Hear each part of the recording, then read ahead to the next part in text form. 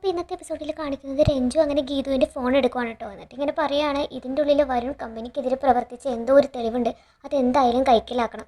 അങ്ങനെ ഗീതുവിൻ്റെ phone open ചെയ്യാൻ നോക്കുമ്പോൾ അത് ലോക്കാണ് കേട്ടോ. അപ്പോൾ എന്തായിരിക്കും ഇതിൻ്റെ പാസ്വേഡ്, ഇനി ഗീതു എന്നാണോ എന്നൊക്കെ പറഞ്ഞ് ഗീതു എന്ന് അടിച്ച് നോക്കുവാണ്. പക്ഷേ അതല്ലായിരുന്നു പാസ്വേഡ്.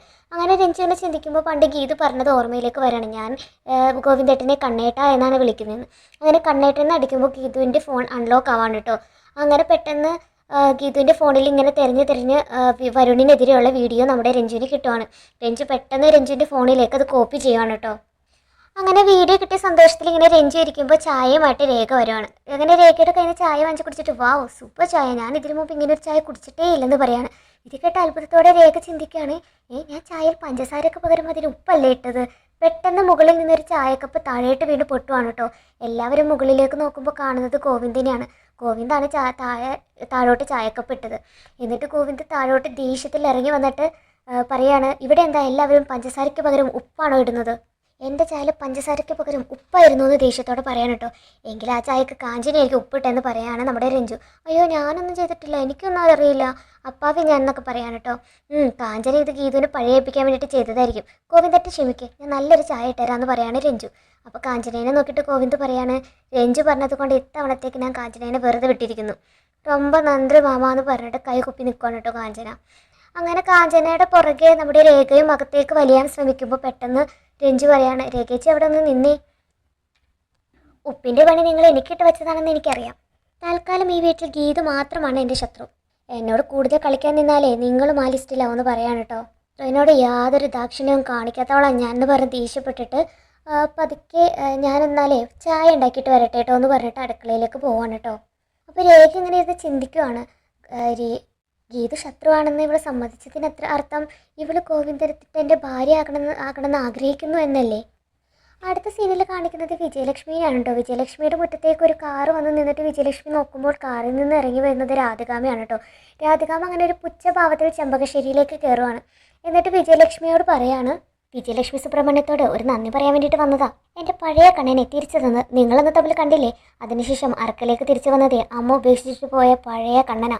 അമ്മയെന്ന് ആത്മാർത്ഥ വിളിയോടെ ഒരു ഉരുള ചോറ് കുതിച്ചു വന്ന എൻ്റെ മോനെയാണ് എനിക്ക് കാണാൻ സാധിച്ചത്. അന്നത്തെ ആ പയ്യനെ പോലെ ഞാൻ ഊട്ടി, അവനെ തൃപ്തി വരുവോളം ഊട്ടി. അവൻ എൻ്റെ ആ കൊച്ചു കണ്ണനായിരുന്നെങ്കിൽ ഞാൻ എൻ്റെ മടിയിൽ കിടത്തി ഉറക്കിയതിനൊക്കെ പറയാണ് കേട്ടോ. അപ്പോൾ ദേഷ്യത്തോടെ വിജയലക്ഷ്മി പറയാണ്, നീ അവനെ സ്നേഹിക്കുന്നതും വാത്സല്യം കാണിക്കുന്നതും എന്നേക്കുമായി ഉറക്കാനാണെന്ന് എനിക്കറിയാം. നീ കൊടുക്കുന്നത് വിഷമാണെന്ന് ഗോവിന്ദൻ തിരിച്ചറിയും. അപ്പോൾ രാധികാവ് പറയാണ്, എൻ്റെ കൈ കൊണ്ട് മരിക്കുന്നത് ഭാഗ്യമായിട്ട് കാണുന്നവനാ കണ്ണൻ. എൻ്റെ ചോരയിൽ പിറന്ന മക്കളെക്കാൾ ഞാൻ സ്നേഹിക്കുന്നത് എൻ്റെ കണ്ണനെയാണ്. അവനെ ഞാൻ ഇല്ലാതാക്കുമെന്ന് നീ കരുതിയതാണ് നിനക്ക് പറ്റിയ ഏറ്റവും വലിയ തെറ്റ്. അപ്പോൾ വിജയലക്ഷ്മി പറയാണ്, വാക്കുകൾ സ്നേഹം വിതരാനും പ്രവൃത്തികൾ ആത്മാർത്ഥത കാണിക്കാനൊക്കെ ആർക്കും പറ്റും, പക്ഷേ നീ അവനെ ഹൃദയത്തോട് ചേർത്ത് വെച്ചിട്ട് എന്തെങ്കിലും സ്നേഹിച്ചിട്ടുണ്ടോ? രാധികാമ്മ ചോദിക്കുന്ന ആ ചോദ്യം ചോദിക്കാനുള്ള എന്ത് യോഗ്യതയാണ് നിനക്കുള്ളത്? ഒരിക്കലെങ്കിലും നീ നിൻ്റെ മകനെ സ്നേഹത്തോട് കൂട്ടിയിട്ടുണ്ടോ? വേദികളിൽ ഒരു 100 കണക്കിന് താരാട്ടുപാട്ട് പാടിയ നീ എൻ്റെ കണ്ണന് വേണ്ടിയിട്ട് ഒരു തവണയെങ്കിലും ഒരു താരാട്ടുപാട്ട് പാടിയിട്ടുണ്ടോ? കഷ്ടതകൾക്കിടയിൽ അവനൊരു കൈത്താങ്ങായിട്ട് നീ വന്നിട്ടുണ്ടോ? അവൻ ഉയർച്ചയ്ക്ക് വേണ്ടിയിട്ട് ഒരു നേരമെങ്കിലും നീ പ്രാർത്ഥിച്ചിട്ടുണ്ടോ എന്നൊക്കെ ചോദിക്കുകയാണ് കേട്ടോ. അപ്പോൾ വിജയലക്ഷ്മി പറയണേ, എല്ലാം അറിയാവുന്ന നീ എന്തിനാ എൻ്റെ മുന്നിൽ ഇങ്ങനെ ആവേശം കാണിക്കുന്നത്? നിൻ്റെ അഭിനയമൊക്കെ അവൻ വിശ്വസിക്കും, പക്ഷെ ഗോവിന്ദനെ ആത്മാർത്ഥമായിട്ട് സ്നേഹിക്കുന്നവരുടെ മുന്നിലേ നിൻ്റെ പ്രവർത്തികളൊന്നും വില പോവില്ല. ഓ, നീയാണോ കണ്ണനെ സ്നേഹിച്ചത്? ജീവിതത്തിൽ ഒരിക്കലെങ്കിലും മാധവേട്ടനെയോ കണ്ണനെയോ നീ സ്നേഹിച്ചിട്ടില്ല. സ്നേഹത്തിൻ്റെ ഒരു കണികുണ്ടായെങ്കിലേ നീ ഭർത്താവിനെ മോനെ ഉപേക്ഷിച്ചിട്ടേ മറ്റൊരുത്തൻ്റെ കൂടി പോയില്ലായിരുന്നു. ഇതൊക്കെ കണ്ടിട്ട് ദേഷ്യം വന്ന് നിൽക്കണം കേട്ടോ രാജലക്ഷ്മി. നിൻ്റെ കൂടെ നിൻ്റെ മോളുണ്ടെന്ന് കേട്ടല്ലോ, അവളെവിടെ? ആരുടെയെങ്കിലും കൂടെ ചാടിപ്പോയോ, അതോ നിന്നെ ഉപേക്ഷിച്ച് പോയോ എന്നൊക്കെ ചോദിച്ച് കളിയാക്കണം കേട്ടോ രാധികാമ്മ. കറങ്ങി തിരിഞ്ഞ് നിൻ്റെ മോളെങ്ങാനും കണ്ണൻ്റെ മുമ്പിലെങ്ങാനും വന്ന് പെട്ടിട്ടുണ്ടെങ്കിൽ അവളെ അവൻ തിരിച്ചറിഞ്ഞാൽ പിന്നെ ഈ ഭൂലോകത്ത് ഉണ്ടായിരുന്നതിൻ്റെ ഒരു തെളിവ് പോലും ഞാൻ ബാക്കി വെക്കില്ല, ഓർത്തോ. നീ ഇങ്ങോട്ട് വന്നത് എന്തിനാണെന്ന് എനിക്കറിയാം. ഗീതുവിനെ കയ്യിലെടുത്ത് അവളെ മുന്നിൽ നിർത്തിയിട്ട് അറക്കൽ കുടുംബത്തിൻ്റെ അസ്ഥിവാരം തൊണ്ടാനല്ലേ? നിങ്ങൾ രണ്ടും കൂടി ഞാൻ കണ്ണനെ കൊല്ലാൻ ശ്രമിക്കുന്നതെന്ന് വരുത്തി തീർക്കാൻ വേണ്ടിയിട്ട് ഓരോ തെളിവുകൾ ഉണ്ടാക്കിയില്ലേ, അതുകൊണ്ട് എന്തെങ്കിലും പ്രയോജനം കിട്ടിയോ? അപ്പോൾ വിജയലക്ഷ്മി പറയാണ്, ഞങ്ങളുടെ ആശ്രമങ്ങളല്ല രാധികാമേ, ഒരു ദിവസം അതിനെല്ലാം ഫലം കാണും. അത് നിങ്ങളുടെ സ്വപ്നം മാത്രം. ഗീതു അറക്കൽ കുടുംബത്തിൽ നിന്ന് പുറത്തു പോകേണ്ടവളാണെന്ന് കണ്ണൻ തന്നെ പറഞ്ഞിട്ടുണ്ട്. അവൻ തന്നെ അവളെ ഒഴിവാക്കും. എൻ്റെ ജീവിതത്തിലെ ഗീതുവിന് പിന്നെ ഒരു സ്ഥാനവും കാണില്ല. വിജയലക്ഷ്മിയുടെ ഹൃദയത്തിലെ ആഴത്തിൽ മുറിവുണ്ടായിട്ടുണ്ടെന്ന് എനിക്കറിയാം. ആ മുറിവുകളിലെ മുളക് പൊടി വിതറി വേദനിപ്പിക്കാനേ ഞാനിടയ്ക്ക് വരാം.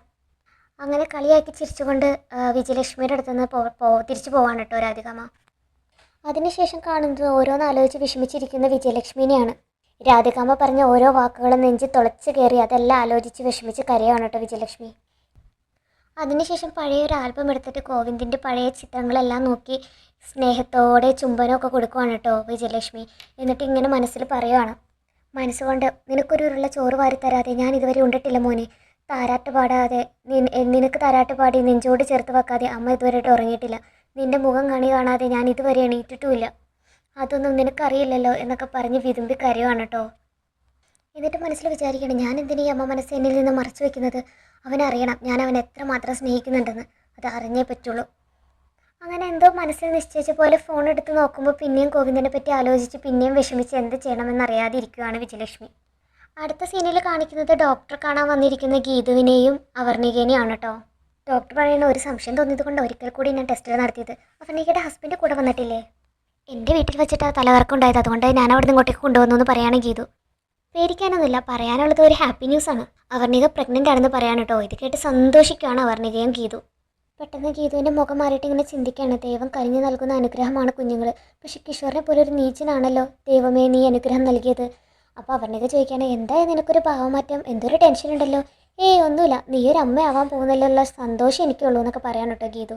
അവർണികയുടെ മനസ്സിൽ നന്മ തിരിച്ചറിഞ്ഞിട്ട് ദൈവം നിനക്ക് ഇത്രയും പെട്ടെന്നൊരു കുഞ്ഞിനെ തന്നത്. അപ്പോൾ അവർണിക ചോദിക്കണം, ഞാൻ പ്രഗ്നൻ്റ് ആണെന്ന് ഡോക്ടർ പറഞ്ഞപ്പോൾ ഗീതാഞ്ജലിക്കൊരു വല്ലായ്മ തോന്നിയല്ലോ. അപ്പോൾ ഗീത ഇങ്ങനെ മനസ്സിൽ ചിന്തിക്കുകയാണ്, അത് നീ ഗർഭിണിയായെന്നോർത്തല്ല, കിഷോറിൽ നിന്നൊരു നീചനിൽ നിന്ന് നിനക്കൊരു കുഞ്ഞ് ജനിക്കുകയാണല്ലോ എന്നോർത്തിട്ട. അപ്പോൾ അവർണിക പറയാണ്, എനിക്കറിയാം വിവാഹം നടത്തുന്നത് ഗീതാഞ്ജലിയുടെ അല്ലേ എന്നേക്കാൾ മുമ്പേ.